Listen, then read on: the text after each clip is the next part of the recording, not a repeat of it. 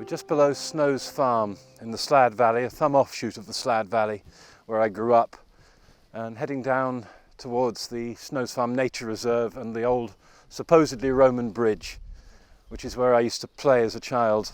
3 billy goats gruff. I was the troll, my father was all 3 billy goats gruff. It's a little small for me to play troll there now, and a little broken down, but it's a beautiful place. And this is a lovely place to get lost, which is perhaps the best way to do this valley, is to get yourself lost in it. So the 2 poems I'm going to read are written about this valley and memories of this valley, and very much and very deeply associated with it. The first is a memory from the kitchen of the house I grew up in as a small child, and the other was written recently and is looking back at childhood and the nature of inspiration. This first poem is one of my earliest memories. It's called Cheese Kisses.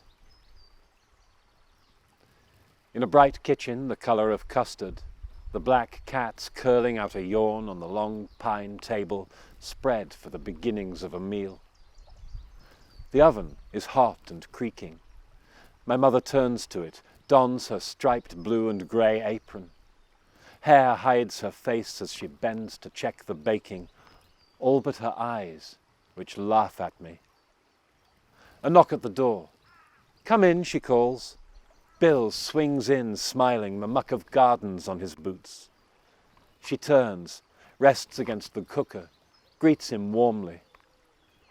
"Are you still away?" asks Bill. A nod, hair bobbing, and a smile. I watch in silence as the game begins. Too young to call it flirting. All I know is that I've been sidelined. I watch, jealous, tease the cat. There is fire suddenly. Her apron strings have caught on the hob. My mother's backside is on fire. Bill swings her round, slaps.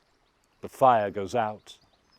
There is silence in the kitchen, but for my laughter, asking for the trick to be worked again. Bill leaves quickly. Out of the oven come cheese kisses which melt in my mouth only.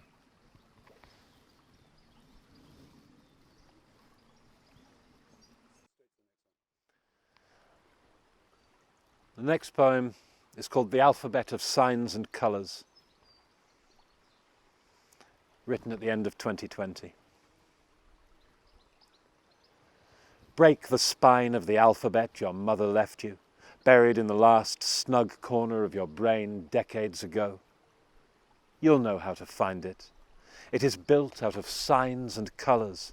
It pulses with figments, fragments of speech, half-remembered chants of praise to the gods of every indrawn breath.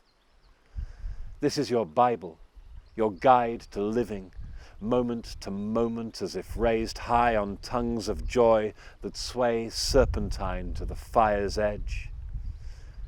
Read it like a prophet preparing to enter a cage of flame, certain that the air will bend into a bubble of armor around you. It is time for the ecstasy of letting go. Here you are on a bright mountain, in the desert, riding the saddle moon into a wilderness of rootless stars. Cry out louder than foxes or owls. The night stutters and is yours.